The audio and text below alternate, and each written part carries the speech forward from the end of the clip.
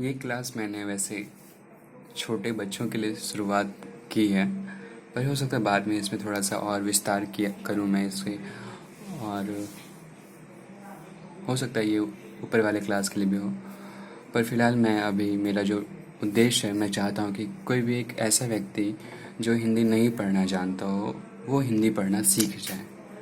ठीक है, बस मैं उतना अभी बताना चाह रहा हूँ।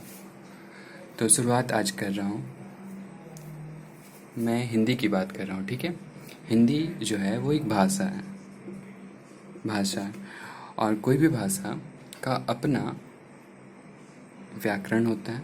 ठीक है, व्याकरण हम बाद में जानेंगे। कुछ शब्द ऐसे आएंगे जिनका अभी अर्थ शायद ना बता पाऊँ मैं, बाद में चर्चा करूँगा, क्योंकि बताऊँ तो फिर ज़्यादा देर हो जाएगा और जो विषय वस्तु में शायद उससे भटक जाऊँ। तो ये भाषा होता है। तो भाषा में शब्द होते हैं। ठीक है, भाषा में शब्द होते हैं और शब्द जो होते हैं वो अक्षर या वर्णों से मिलकर बने होते हैं। ठीक है, अब ये अक्षर और वर्ण क्या हैं? तो ये जो अक्षर होते हैं ये किसी भी भाषा के मूल ध्वनि होते हैं। ठीक है, जैसे हम उच्चारण करते हैं क, तो क जो है वो भाषा का मूल ध्वनि है। ठीक है, तो ये अक्षर हो गया। ख ये भाषा के मूल ध्वनि है। उसी तरह से ग, घ, अंग ये हिंदी में आते हैं। ठीक है, और वर्ण क्या होते हैं?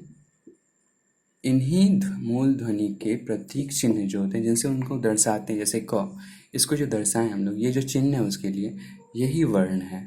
ठीक है, ये जो है ये वर्ण है इसके लिए। ठीक है, तो अब आते हैं। तो सबसे पहला काम है क्या, हम लोगों को ये जानना हिंदी को पढ़ने के लिए कि हिंदी में वर्ण कौन कौन से होते हैं और कितने होते हैं, उन्हें पहचानना। तो सबसे पहले मैं शुरुआत करता हूँ हिंदी के वर्ण से। हिंदी में मुख्यतः दो तरह के वर्ण होते हैं। एक को स्वर वर्ण कहा जाता है, एक को स्वर वर्ण कहा जाता है, और दूसरे को व्यंजन वर्ण। ठीक है, व्यंजन वर्ण। तो शुरुआत करता हूँ। हिंदी वर्णमाला में सबसे पहला वर्ण जो होता है वो अ होता है। ठीक है, ये अ लिखा कैसे जाए, बड़ा करके लिखता हूँ मैं। सबसे पहले इसे रखें और ये दूर तक ऐसे घुमाएं, फिर ये इस तरह से। ठीक है, ये आगे देख रहे हैं। अब क्या करना है, इसके बीच में एक लाइन इस तरह से खींचना है और एक खड़ी लाइन खींचनी है, और फिर एक यहाँ पे लेट हुई लाइन। उसी तरह से एक और खींच सकते हैं। ये एक कर्व लाइन खींचें, ये दूसरी कर्व लाइन, ये फिर ये, और ये हो गया अ। एक बार फिर से प्रयास कर लेता हूँ। ये ले गए, ये लाइन, फिर इसके बाद ये अ हो गया। ठीक है, इस तरह से आप लिख लिख करके कई बार प्रैक्टिस कर सकते हैं।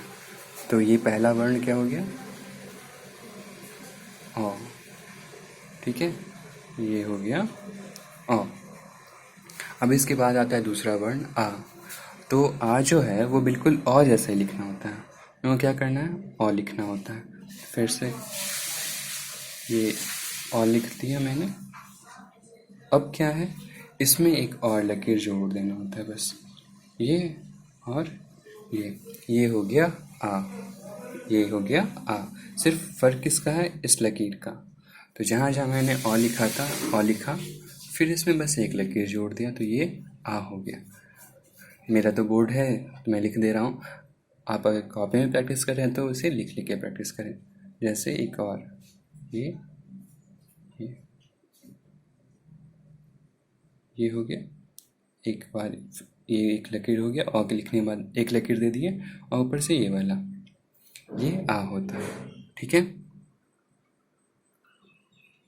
अ और आ जान लेने के बाद जो अगला वर्ण होता है वो हर्षई होता है, और उसके बाद वाला दीर्घई होता है। हम लोग इसको उच्चारण ई और ई, मतलब एक को हल्का दीर्घ खींचते हैं और दूसरे को थोड़ा लंबा खींचते हैं। जैसे ई, ये हल्का है इसलिए हर्ष होता है ये, और दूसरा ई तो ये थोड़ा लंबा होता है, इसको दीर्घ ई कहते हैं। पहले वाले को हर्ष ई तो हर्ष ही, और दूसरे को दीर्घ ही।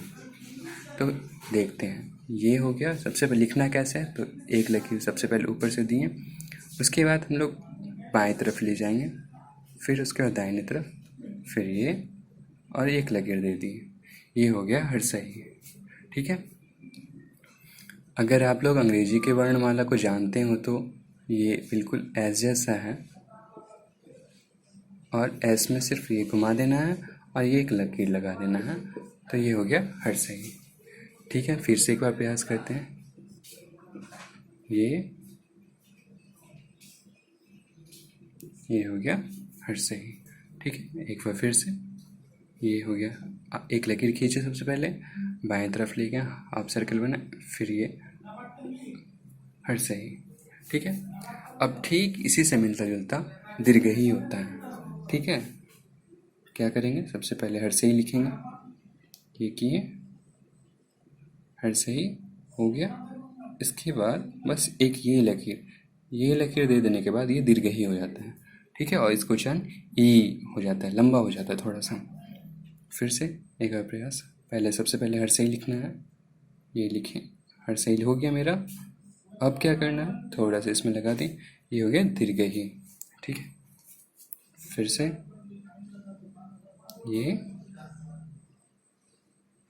और ये, तो दीर्घ ही। ठीक है। अब इसके बाद जो अगला वर्ण होता है वो हर्षहु और दीर्घहु, मतलब उच्चारण करेंगे ऊ। ठीक है, देखते हैं उसे कैसे लिखेंगे। सबसे पहले क्या करेंगे, इसके लिए यहाँ कलम रखें, इसको ऊपर लाएं, फिर ये ले गए, और ये अक्सर आपने ओम में इस तरह की आकृति को देखा होगा। ओम तो अक्सर घर में मिल जाता देखने को। ये ले गए, फिर ये और ये हो गया हर्षहु। फिर से एक बार प्रयास करते हैं, ये ऐसे, फिर ये ऐसे, हो गया। कितना आसान है ना। ये ऐसे, फिर ये ऐसे, ये हो गया हर्षहु। अब क्या करना है, दीर्घहु लिखना है, मतलब ऊ, लंबा उच्चारण होगा। तो क्या करेंगे, पहले हर्षहु लिखेंगे, ये किए, और इसमें ये लाइन एक जोड़ देना है, हो गया दीर्घहु। फिर से एक बार, ये किए, फिर ये और अंत में ऊपर एक लकीर दे देना है। फिर से एक प्रयास करते हैं। सबसे पहले ये किए, फिर ये हो गया। मतलब पहले हम लोगों को हर्षहु लिखना है, ये हो गया मेरा। अब इसमें एक लकीर जोड़ देना है। ठीक है, इतना क्लियर है।